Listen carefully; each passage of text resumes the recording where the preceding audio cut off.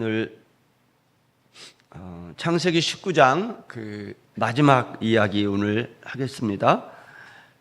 우리가 머물러 서야 할 곳, 이러한 제목으로 같이 은혜를 나누겠습니다. 소돔 성에는 아브라함과 아브라함의 조카 롯과 그의 가족이 살았습니다. 그런데 불행하게도 소돔 성은 하나님의 심판에 놓이게 된 겁니다. 아브라함은 소돔 조카 롯이 사는 소돔이 하나님의 심판을 받게 되자 하나님께 의인을 악인과 함께 멸하실 수 있습니까? 이렇게 하나님께 따지면서 중보의 기도를 드렸어요. 하나님은 아브라함의 이 기도를 들으시고 롯을 그 심판의 자리에서 어떻게 하셨을까 하는 겁니다. 우리는 지난 시간까지 두 번에 걸친 롯의 이야기를 통해서 하나님의 구원이 무엇인지를 이야기했습니다. 하나님이 롯을 구원하신 것은 롯 때문이 아니라 아브라함을 생각했다 그랬어요.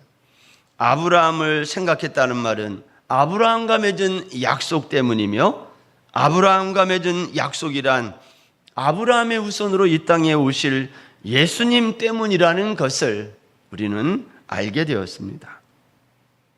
롯의 이야기를 통해서 우리는 우리 인간의 존재가 무엇인지를 깨닫습니다. 우리 인생은 티끌과 같은 존재라는 것입니다.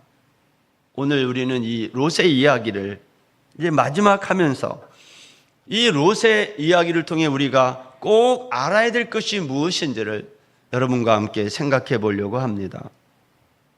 먼저 소돔 성읍이 심판받는 과정을 이 시간의 순서대로 한번 정렬을 하면 이렇습니다. 창세기 19장 1절에서 천사들이 소돔성을 찾아온 시간은 저녁 시간이었어요. 그리고 그 저녁 시간에 소돔성을 찾아온 천사들을 롯이 자기 집안으로 모셨습니다.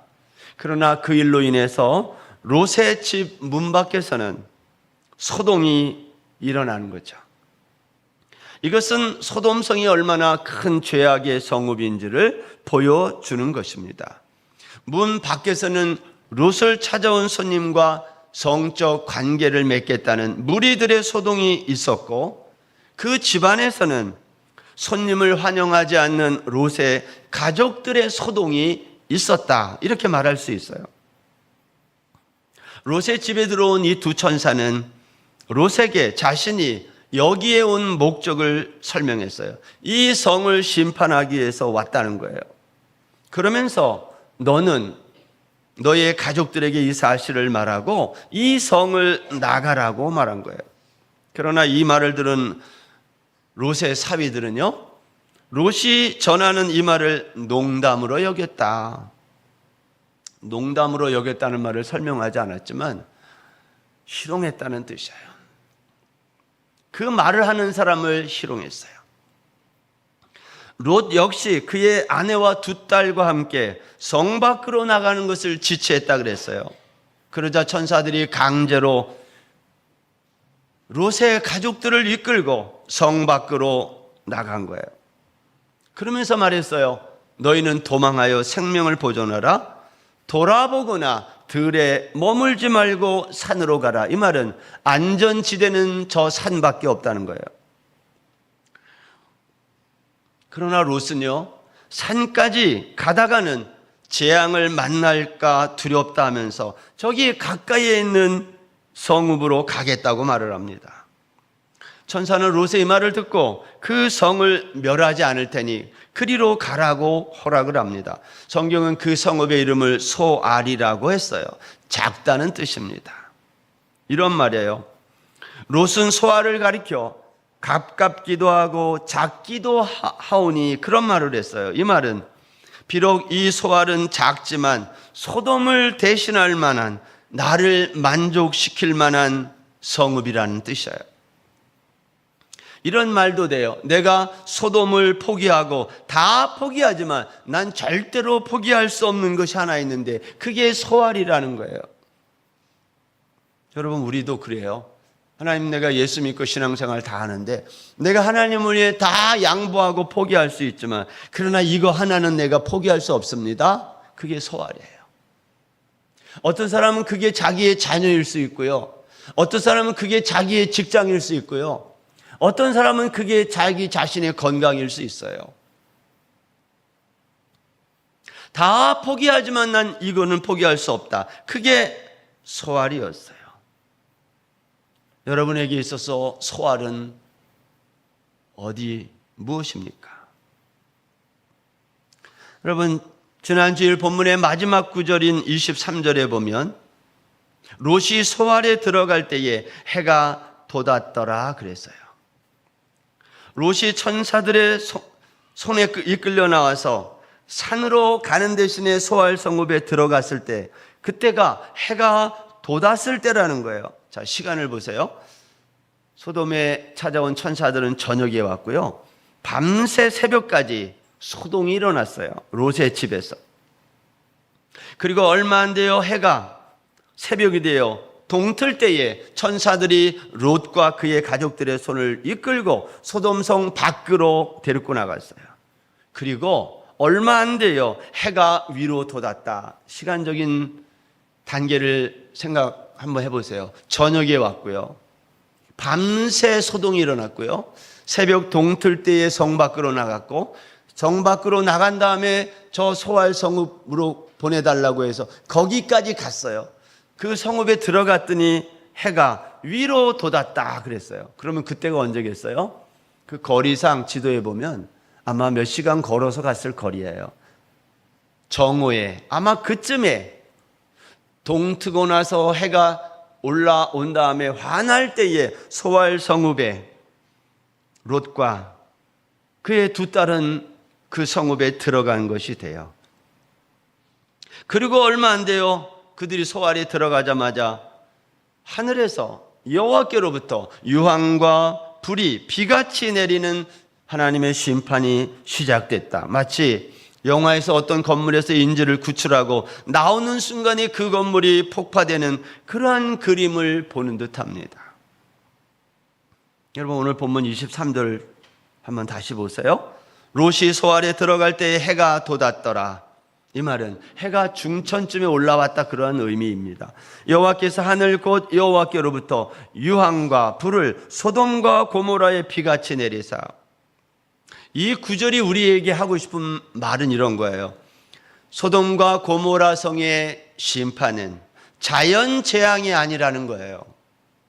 이것은 여호와께로부터 여호와께서 내리시는 심판이라는 의미를 강조하고 있는 거예요. 여러분은 세상의 마지막 날에 하나님의 이 심판이 있다는 것을 여러분은 믿으십니까? 소돔의 심판은 종말의 심판이 실제로 있다는 것을 미리 보여주는 본이라 그랬어요. 그런데 오늘날 많은 사람들이 종말의 실제를 인식하지 않고 믿지 않아요. 롯의 사위들이 사는 천사들의 말을 농담으로 여긴 것처럼 오늘날 종말의 심판을 믿지 않고 희롱하듯 사는 사람들이 많다는 겁니다. 소돔의 심판은 하늘로부터, 정확하게 말하면 여호와께로부터 유황과 불이 비같이 내리는 심판이에요. 여러분, 비를 피할 수 있나요? 유황과 불이 비처럼 내렸다는 이 말은 피할 수 없는 심판이라는 말이에요. 여러분, 하늘에서 비같이 내리는 유황과 불을 피할 수 있는 방법은 뭘까요? 그러면 소돔성 안에서 착하고 의롭게 살면 될까요? 하나님의 목적은 소돔성을 심판하는 거예요. 거기에서 사는 방법은 그 성을 나오는 거예요. 근데 사람들은 종종 이런 생각을 해요. 내가 의인 10명이 없어서 심판받게 될 이 성읍에 내가 남아서 내가 여기서 의롭게 살고 전도해서 내가 이 성이 무너지지 않게 해봐야지. 안 된다는 거예요, 그게. 왜냐? 성경은 의인은 없나니 하나도 없다고 말하니까. 우리가 살 수 있는 방법은 그 소돔성에서 나오는 것밖에 없다는 말입니다.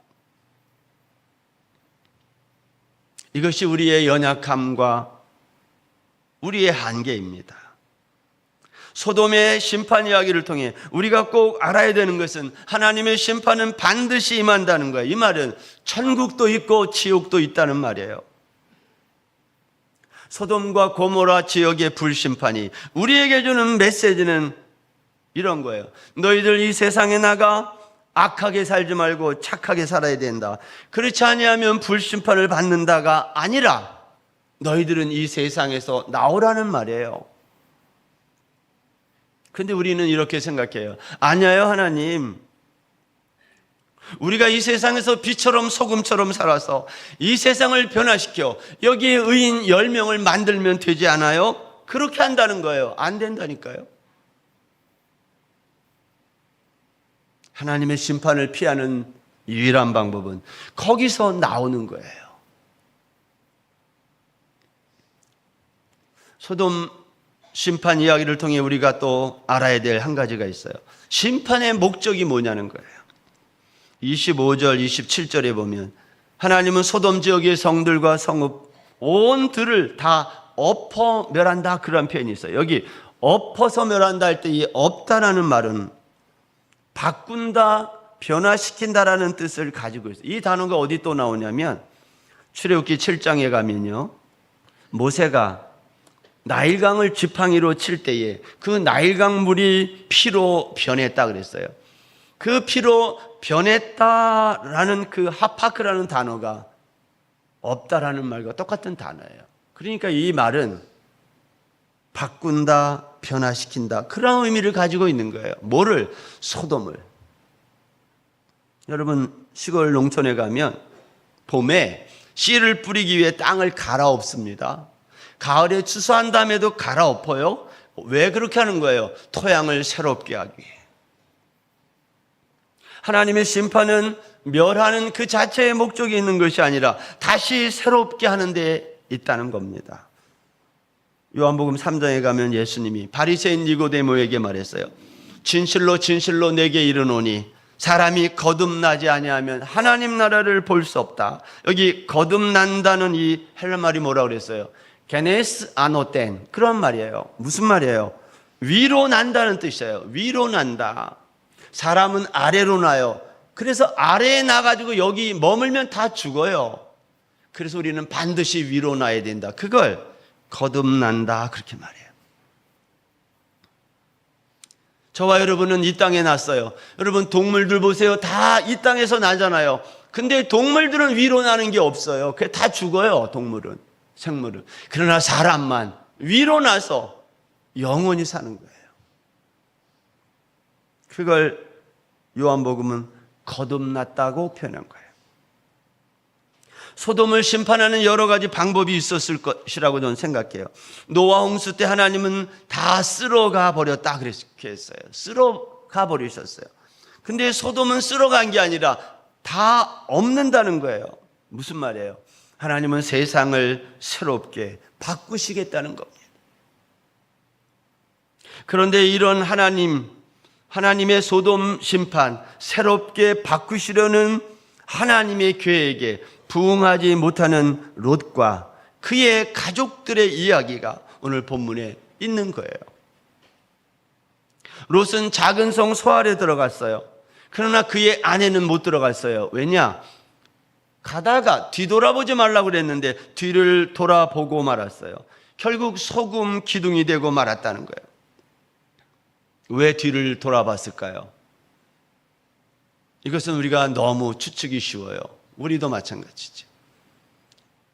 롯의 아내는 소돔 성 안에 있는 두고 나온 소중한 것들이 계속 머릿속에 남아 있었을 거예요.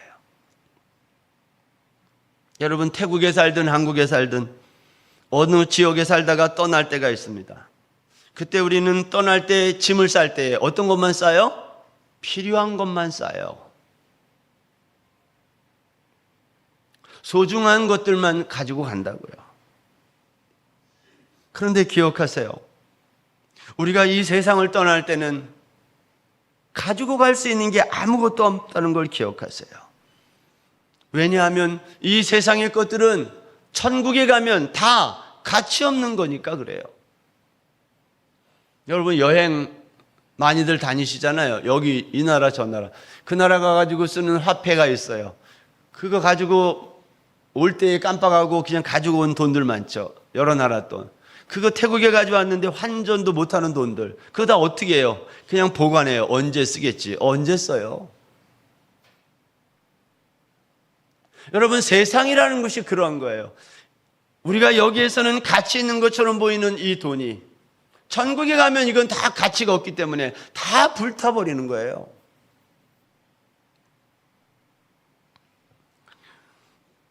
하늘에서 내리는 유황과 불 앞에서 존재할 수 있는 이 땅의 것은 아무것도 없다.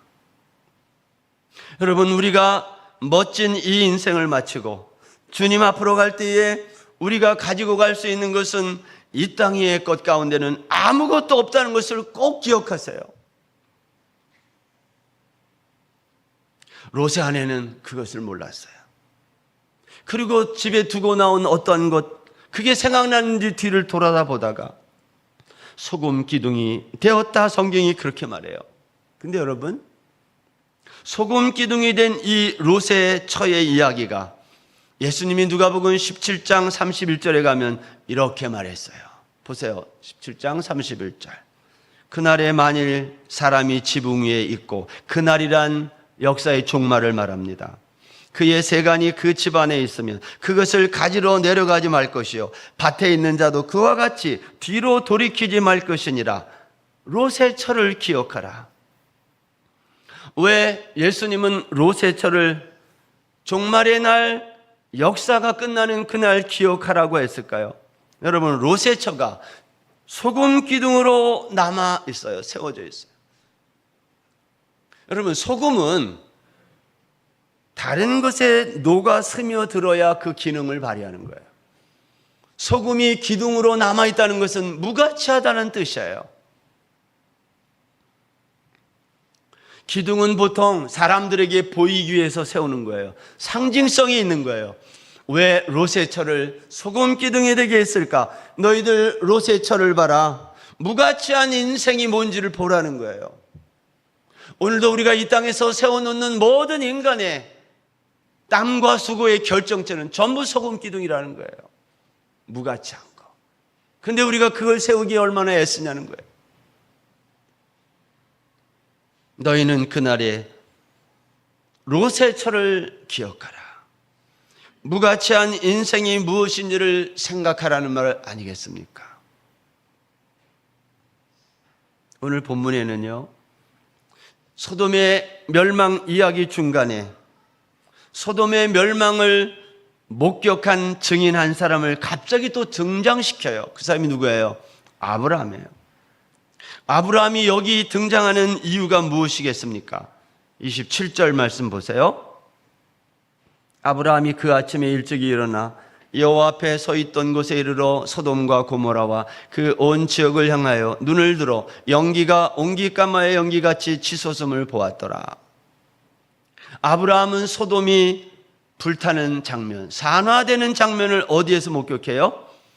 소돔을 위해서 중보 기도하던 그 자리에 가서 소돔의 멸망을 목격합니다. 무슨 말이에요? 아브라함은 자신이 소돔을 위해 중보 기도한 결과가 궁금했다는 말이에요.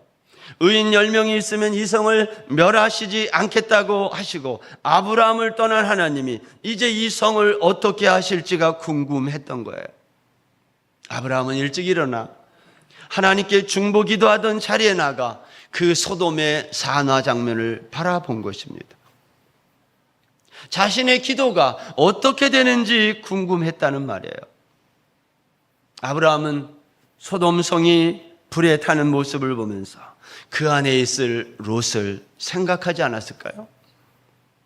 천사들의 손에 이끌려 나와 지금 소알성읍으로 간 롯을 아브라함은 몰랐던 거예요. 여러분 성경에 보면 이후에 롯에 대한 기록이 없어요. 그럼 롯은 어떻게 됐을까요? 오늘 우리는 이 본문에서 그 마지막 롯의 이후의 이야기를 조금 살펴볼 필요가 있어요. 여러분, 소돔에서 살아남는 방법이 뭐라고 했습니까? 그 안에서 열심히 의롭게 사는 것이 아니라 소돔을 떠난다고 말씀을 드렸어요. 소돔을 떠나지 못하는 롯, 그의 가족들이 하나님의 은혜로 구원은 받지만 롯의 아내는 그 과정에서 뒤를 돌아다보는 바람에 소금 기둥이 되었다. 비극적인 이야기가 아닐 수 없어요. 여러분, 롯의 아내는 왜 뒤를 돌아다 보았을까요? 롯의 아내는 끝까지 남편의 이야기를 듣지 않은 거예요. 다른 말로 하면 롯은 그의 아내에게조차 아무런 영향력이 없었던 사람. 그 사람은 사실은 다름 아닌 저와 여러분의 모습이에요. 우리는 가족들에게 영향력이 있나요? 우리의 자녀들이 우리의 말을 듣나요? 우리의 배우자들이 여러분의 말을 듣느냐 이 말이에요. 이것이 우리의 모습이에요. 여러분, 이와 같은 롯이 소돔을 나온 다음에 죽지는 않았지만 그는 이후에 어떻게 살았을까요? 저는 창세기 19장을 읽으면서 이 롯에 대해서 관심이 너무 많아졌는데 도대체 롯은 어떻게 구원을 받았고 구원받은 이후에는 어떻게 살았을까 하는 거예요. 왜냐? 롯의 모습이 나의 모습이랑 너무 닮아 있으니까. 우리는 노아 홍수 이후에 노아가 어떻게 살았는지를 이미 알고 있습니다. 노아는 홍수 이후에 포도주를 마시고 취하고 벌거벗고 장막에서 자다가 아들 함에게 놀림을 당했다 그랬어요. 성경은 노아가 마신 그때의 포도주를 가리켜 그 포도주라고 말했다고 했습니다. 이 말은 노아가 전에도 마셨던 똑같은 그 포도주라는 뜻이에요. 그러면 노아의 이러한 연약함, 수치는 어떻게 해결됐어요? 그의 남은 두 아들 셈과 야벳이 뒷걸음질 치고 와서 자기 옷으로 아버지의 하체를 덮어줌으로 해결됐어요. 우리는 이 장면을 이야기하면서 인간의 죄란 하나님의 덮음으로만 해결된다라고 말씀을 드렸어요. 똑같은 얘기가 오늘 본문에 있어요. 하나님의 덮으심이 아니면 살 수 없는 우리. 오늘 본문 30절 이하에 나오는 롯은요, 그의 두 딸과 롯 사이에 동침하는 이야기로 인해서 두 아들을 낳는 이야기로 마치고 있어요. 여러분, 왜 이러한 이야기가 성경에 있어야 될까요? 노아도 홍수 이후에 정신 차리고 잘 산 게 아니라 포도주 마시고 술 취하고 그렇게 살았던 것처럼 롯 역시 마찬가지였다는 말이에요. 오늘 본문 30절 보세요. 롯이 소알에 거주하기를 두려워하여 두 딸과 함께 소알에서 나와 산에 올라가 거주하되 그 두 딸과 함께 굴에 거주하였더니 롯은 소알에 거주하는 것도 두려웠다 그랬어요. 왜냐? 소돔이 산화되는 것 보면서, 자기 아내가 소금 기둥이 되는 거 보면서 롯은 어디에 가도 두려웠어요. 그는 자신이 선택한 소알성도 믿을 수 없어서 결국 두 딸과 함께 산으로 갔어요. 산에 가서도 굴 속에 들어갔어요. 그리고 그 굴 속에서 두 딸과 동침하여 후손을 얻게 되었어요. 큰 딸과 동침에서 낳은 아들을 모압이라고 했고, 작은 딸과 동침에서 낳은 아들을 암몬이라고 했고, 이 모압과 암몬은 훗날 이스라엘을 괴롭히는 대적자로 역사에 등장해요. 그러면 왜 하나님은 롯을 구원하셔서 그 결과 모압과 암몬을 등장시키고 이스라엘을 괴롭히게 했냐는 거예요. 여러분이 하나님이라면 그렇게 하겠어요? 우리가 성경을 읽으면서 당황하게 되는 게 바로 이런 지점이에요. 어떻게 성경은 롯과 두 딸이 반인륜적 행위를 하는데도 아무런 코멘트가 없어요. 비난이 없어요. 그 사실 자체만을 기록해요. 이유가 뭘까요, 여러분? 성경은 누가 더 윤리적이고 깨끗하냐, 그러한 말을 하는 책이 아니라는 거예요. 성경의 관점은 롯과 두 딸이 있을 수 없는 죄를 지었다는 것에 있지 않아요. 성경의 강조점은 모압과 암몬이 어떻게 역사에 등장했는지를 말하고 싶은 거예요. 모압과 암몬은 왜 존재해야 했을까 하는 겁니다. 여러분, 우리가 성경을 읽다가 가끔 이해되지 않는 게 이런 거 아니에요? 왜 하나님은 없어도 되는 나라를 이렇게 이상한 반인륜적 방법으로 역사 속에 등장시키지? 우리가 이런 거 이해 안 돼요. 왜 성경은 이러한 것을 기록했을까? 우리 중에 도덕적인 것을 신앙적인 것이라고 믿는 분들이 있어요. 신앙을 거의 도덕으로 이해하는 사람들이 있어요. 이러한 사람들은 성경을 읽을 때 어떻게 이러한 일이 성경에 있을 수 있냐고 따질 거예요. 그러나 여러분 기억하십시오. 성경은 도덕 교과서가 아니라 구원 역사를 기록한 책이라는 거예요. 성경의 가치와 성경의 권위는 구속의 이야기이지 도덕과 윤리에 있지 않다는 겁니다. 모압과 암몬의 기원에 대하여 성경은 매우 객관적으로 기록하고 있어요.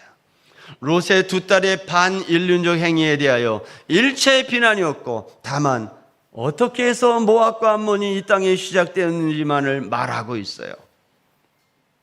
오히려 하나님은 이 모압과 암몬에게 요단 동편 땅을 주시지 않았습니까?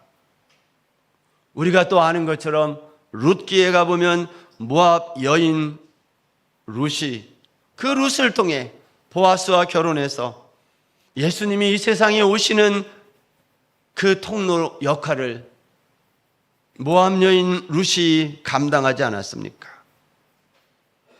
도대체 하나님이 하시는 일은 왜 이러느냐는 거예요. 신명기 23장에 가면 여호와의 총회에 들어올 수 없는 세 종류의 사람이 기록됐습니다.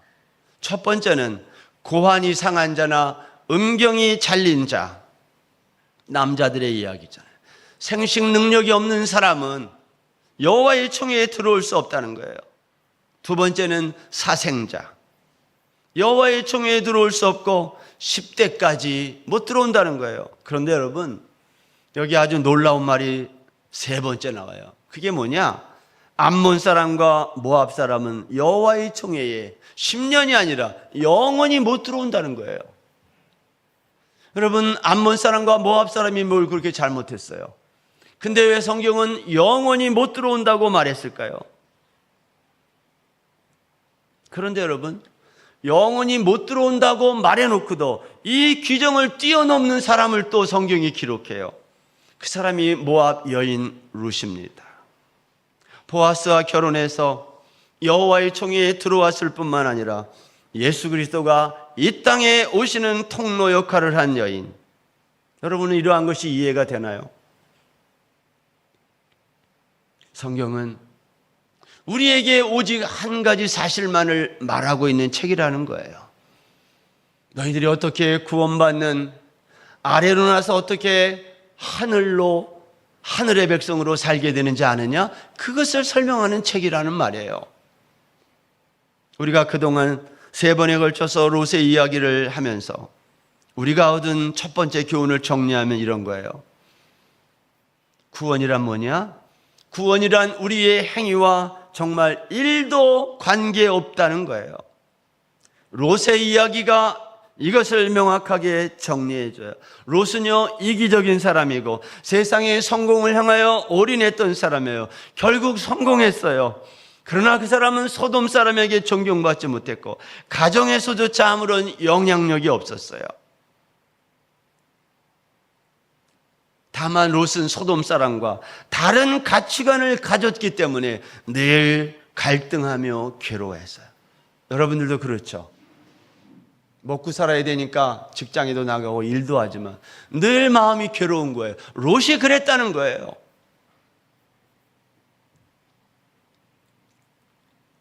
롯은 소돔의 심판 소식을 듣고도 성 밖으로 나오기를 지체했어요. 이것은 우리의 모습을 너무 정확하게 드러내요. 우리도 지체해요. 결국 천사들에게 강제로 이끌려 나와 그런 다음에도 산으로 가지 않고 작은 성읍 소알로 가는 거예요. 그의 아내는 롯의 말을 듣지 않아 소금 기둥이 됐어요. 더욱 충격적인 19장의 하이라이트가 뭐냐? 그것은 소알에서의 두려움을 피해 산으로 갔다가 그 산에 들어가서 자기의 두 딸과 동침하여 두 아들을 낳았다는 이야기예요. 여러분, 이것은 소돔성에 살던 사람들이 얼마나 죄악에 무뎌져 있는지를 보여주는 거예요. 그의 두 딸 역시 마찬가지였어요. 이 두 딸이 왜 아버지랑 동침했어요? 술 먹게 하고? 남자가 없다는 거예요. 이 땅에는. 왜 없어요? 소알 성읍에도 남자들이 있었어요. 아브라함이 사는 마므레 숲풀에도 남자들이 있었어요. 그렇지만 롯의 두 딸은 남자가 없다는 핑계로 아버지와 동침하여 아들을 낳은 거예요. 이런 롯과 그의 두 딸을 하나님은 구원하셨다 이 말이에요. 만약 롯의 행위를 보고 구원했다면 결코 불가능했을 거예요. 하나님의 구원은 우리의 행위에 있지 않고 우리와 맺은 약속을 홀로 신실하게 지키시는 하나님에게만 있어요. 그래서 우리는 그분을 믿는 거예요. 두 번째, 창세기 19장에서 우리가 정리해야 될 교훈이 있다면 인간은 고쳐 쓸 수 없는 존재라는 겁니다. 인간을 하나님의 은혜가 아니면 새롭게 할 수 없는 존재예요. 롯이 머물렀던 자리는 늘 하나님의 심판이 임하는 자리였어요. 그럼에도 불구하고 하나님은 롯을 그 자리에서 건지셨어요. 그에게 자비를 더하셨어요. 왜? 롯 때문이 아니라 아브라함과 맺은 약속 때문에. 아브라함과 맺은 약속이란 결국 예수님 때문에. 하나님이 저와 여러분을 구원하신 것은 그 누구 때문도 아닌 당신의 독생자 예수님 때문에 우리를 구원하신 거예요. 그것을 안다면 우리가 이 세상에서 어떻게 살아야 되겠어요? 그분을 믿는 거예요. 반면에 아브라함이 머물렀던 자리는 늘 중보의 자리였어요. 할례받은 이후에 아브라함은 낯선 나그네를 극진히 대접했고 하나님의 심판 아래 놓인 이웃 소돔을 위해 중보기도 했어요. 저와 여러분이 머물러 서 있는 자리, 그 자리는 롯이 머물렀던 자리입니까? 아니면 아브라함이 머물렀던 자리입니까? 저는 저와 여러분이 이번 한 주간 롯이 머물렀던 자리가 아닌 아브라함이 머물렀던 그 중보의 자리에 저와 여러분이 다 머물러 서시기를 주의 이름으로 축원합니다. 롯도 구원받고 아브라함도 구원받았어요. 그럼에도 불구하고 성경이 우리에게 이 기록을 남긴 이유는 너희들은 어느 자리에 머물러 서야 하겠니? 이걸 물어보는 거 아니겠어요? 아브라함이 걸어간 이 믿음의 길을 저와 여러분 모두가 이 한 주간 걸어가는 복된 한 주간 되시기를 주의 이름으로 축원합니다.